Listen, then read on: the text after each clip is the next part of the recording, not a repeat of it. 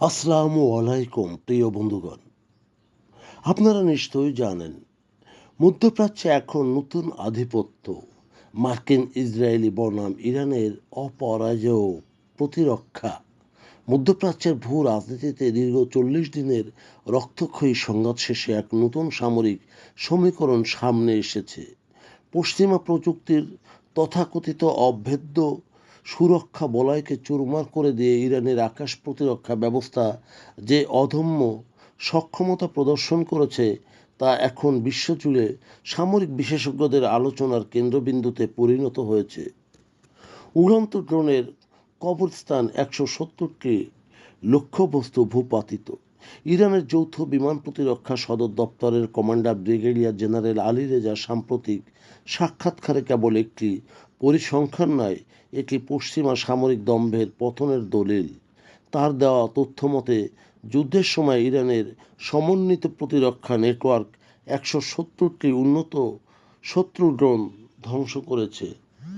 তবে এই তালিকায় যেনতেন কোনো সাধারণ ড্রোন ছিল না, বরং ছিল অত্যাধুনিক সমরবিদ্যার বিস্ময় হিসেবে পরিচিত ড্রোন, যেমন হারমিস 900, যা ছিল ইসরায়েলের গর্ব; MQ-9 আমেরিকার প্রধান আক্রমণাত্মক ড্রোন; হেরন উচ্চ প্রযুক্তির গোয়েন্দা ড্রোন; MQ-4 টাইপ সি শেষ মুহূর্তের মোক্ষম আঘাতের জন্য এটি প্রসিদ্ধ।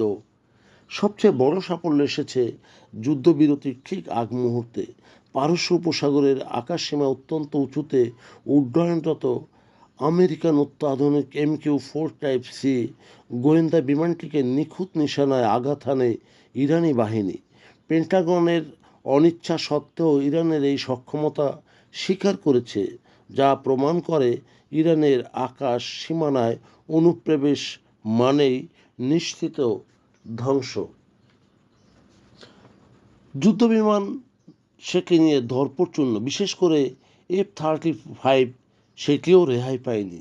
জেনারেল আলী রেজার বক্তব্যে আরও উঠে এসেছে কেবল ড্রোন নয়, মার্কিন ইসরায়েলি যৌথ বাহিনীর মেরুদণ্ড F-35, F-15, F-16 এবং A-10 মতো পঞ্চম প্রজন্মের যুদ্ধবিমান ও ইরানের প্রতিরক্ষা ব্যূহ ভেদ করতে ব্যর্থ হয়েছে, যা কেবল আকাশসীমার নিরাপত্তা নয়, বরং এটি ইরানের ঈর্ষণীয় সামরিক প্রযুক্তিগত দেশপ্রেম এবং দ্রুত সিদ্ধান্ত নেওয়ার সক্ষমতার এক বহিঃপ্রকাশ, যা বলেছেন ব্রিগেডিয়ার আলী রেজা এলহামি।